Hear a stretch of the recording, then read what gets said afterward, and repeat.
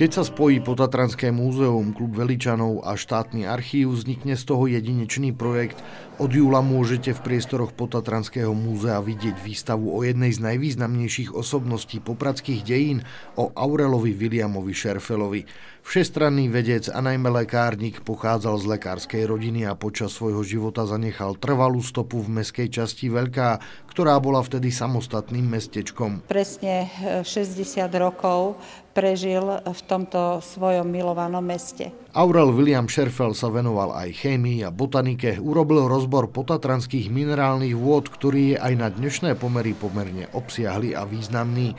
Mal jediného syna, o ktorého prišiel vo veku 20 rokov. Študoval za lekárnika v Budapešti, avšak prišiel z Budapešti veľmi chorý a v krátkej dobe zomrel. Aj preto majetný Veľčan daroval Veľkej dve budovy. V jednej sídli dodnes materská škola, v druhej sa uskutočňujú kultúrne podujatia a prebieha tu komunitný život. Ide o Scherfellov dom, objekt, kde sa nachádzala Scherfellova legendárna lekáreň Pelikán. Za jeho pôsobenia vznikla škola vo Veľkej, ktorá mala veľmi dobrú povesť, a táto škola ho považovala ako za naozaj takú autoritu a dokonca tam bol aj ako školský inšpektor. Okrem toho Aurel William Scherfell vo Veľkej založil mužský spevácky zbor.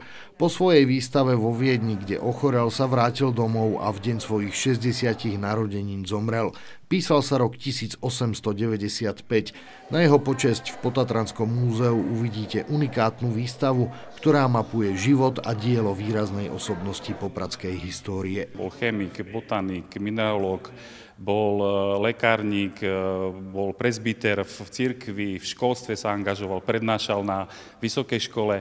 Bol to zaujímavý človek a našou úlohou je, aby sme to jeho posolstvo zachovali. Podstatnú časť svojho života venoval vede, vážil si prírodu, ale tiež pracoval pre komunitu a táto výstava má slúžiť ako nejaký hold a vlastne prezentácia, že jeho hodnoty, ktoré zdieľal, sú trvalé pre niekoľko generácií. Poprad má svojich hrdinov a Aurel William Scherfell je jedným z nich.